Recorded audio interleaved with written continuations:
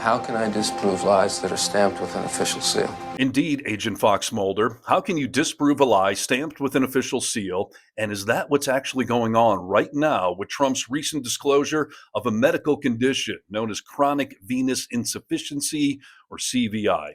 It's kind of starting to look that way as more doctors are speaking out that there's more going on here than what we're being told. So, is the truth out there? It might be right here in this video. Let's break it all down, all of this mounting evidence, right after you hit subscribe to Really American Media and join the propaganda resistance. So, first question, what is CVI? Is when the veins that bring blood back from the legs no longer work efficiently. And when blood pools in the legs, because it's not traveling back to the heart in sort of a quick enough fashion, blood pools in those veins. And over a period of time, and with the aid of gravity, fluid seeps out of the blood and the veins into the surrounding tissues, and that causes swelling, or what we call edema. There are a lot of things that can cause that. Some of them are not so good, which is why the White House did this testing. But what's interesting to me about this diagnosis is that the president didn't have it 3 months ago when he had his annual physical exam. Yeah, that's a good explanation. Then ends with a point a lot of us are questioning. They claim this wasn't detected just 3 months ago. That's interesting and kind of reeks of a cover-up, much like the cover-up makeup on his hand that led to a lot of the speculation just a few days back and ultimately forced the White House to make this medical disclosure. The White House addressed questions about U.S. President Donald Trump's health today. Recent images of a bruised hand and swollen-looking legs have prompted questions about his health. Yeah, and keep in mind that Trump has always been the master of projection, which is when you accuse other people of doing something that you yourself are doing. Would you like an example directly related to this story? This comes after Trump repeated conspiracy theories claiming Biden had hid a long-known cancer diagnosis as part of a health cover-up while in office. Why did it take so long? I mean, this takes a long time. It could take years to get to this level of danger, and somebody is not telling the facts. That's a big problem. Yeah, that clip could have been Trump talking about himself and the CVI diagnosis, because someone is not telling us the facts, and this probably would have taken months, if not years, to get to this stage. Look at this list of the stages of CVI. Stage 3 is swelling without skin changes, which would be the swollen leg seen here that they've already admitted to. But stage 4 is skin changes like discoloration or thickening, which certainly seems like the so-called bruising that he's been covering up with that makeup. And how did they explain that away? That was explained as being soft tissue irritation. It's a side effect of the aspirin regime that the president is on, sort of a one-a-day aspirin, which is part of the cardiac regime. Yeah, the White House says the bruising is just from aspirin use, which is a completely different story than they tried to peddle just a few weeks ago when they were asked about this. When we asked White House Press Secretary Caroline Leavitt what happened, she said it's from shaking hands. President Trump is a man of the people, and he meets more Americans and shakes their hands on a daily basis than any other president in history.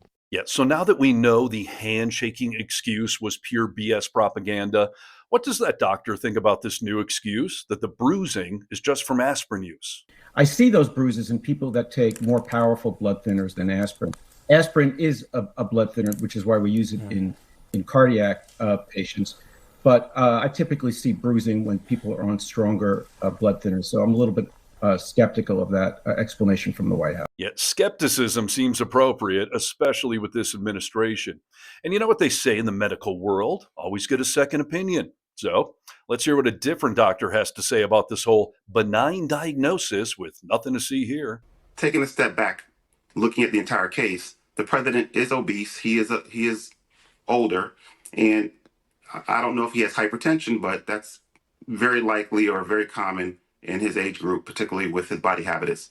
So when you do have a condition like lower extremity swelling, bilateral, and a diagnosis of venous insufficiency, the question is it intrinsic to the veins? Meaning does the venous insufficiency that he has, is it related to bad valves, or is it related to increased pressure coming from the heart? And those can be related to things like weight, also things like sleep apnea, which he fits the kind of the the prerequisite for, meaning that he's a big guy, he's obese, and more likely to have sleep apnea, which is a condition where you stop breathing at night. And that can also increase the pressure in the lungs, which can then cause a backflow to the body, and it can be seen as lower extremity swelling or what you saw in the pictures. But I wouldn't take the benign diagnosis on his face. I would want to work him up a little bit more to figure out exactly why he has venous insufficiency. Yeah, indeed. I wouldn't and do not accept anything the Trump White House says on its face. And we've got every reason to believe that the president, who is 79 years old, and not only does he eat McDonald's constantly, and not only has he never released a full medical report on his health, but he also has this crazy theory that exercise is bad for you. Donald Trump believes in a battery theory of life force. Evan Osnos, in a profile of Trump in The New Yorker from a few years back, described that battery theory this way, quote, "Other than golf, he considers exercise misguided, arguing that a person, like a battery, is born with a finite amount of energy." And then there's this from the book Trump Revealed by Washington Post reporters Michael Kranish and Mark Fisher, which went into the battery theory in a little bit more detail. Quote, "After college, after Trump mostly gave up his personal athletic interests, he came to view time spent playing sports as time wasted. Trump believed the human body was like a battery with a finite amount of energy, which exercise only depleted, so he didn't work out. When he learned that John O'Donnell, one of his top casino executives, was training for an Ironman triathlon, he admonished him, 'You are going to die young because of this.'" End quote. And there's this from a 2015 New York Times profile of Donald John Trump. Quote, "Trump said he was not following any special diet or exercise regimen for the campaign. Quote, 'All my friends who work out all the time, they're going for knee replacements, hip replacements. They're a disaster,' he said. He exerts himself fully by standing in front of an audience for an hour as he just did. That's exercise." Basically, Trump believes that exercise is, in fact, bad for you, unnecessarily draining your life battery. Now that view is, it's not backed up by science. Quote, "I often tell my patients that if we had the ability to put what exactly exercise does for us into a pill, it would be worth $1 million. And with that absolutely crazy theory, plus mounting evidence of his cognitive decline and new disclosures about potentially serious medical conditions, I think it's time to start the Trump Deadpool. And no, I'm not talking about the merc with the mouth known as Deadpool, Ryan Reynolds. No, I'm talking about where that superhero's name actually comes from when you bet on when someone will die. Now, hold on. Before the Secret Service calls me, I'm not wishing for his death. I'm not calling for it. I'm just predicting that it's probably coming of natural causes sooner than anyone might think. So, my Trump Deadpool prediction is 2026. Comment below with yours. Get vocal. From the Vocal Minority with Nick and Steve podcast, I'm Steve Harness for Really American Media.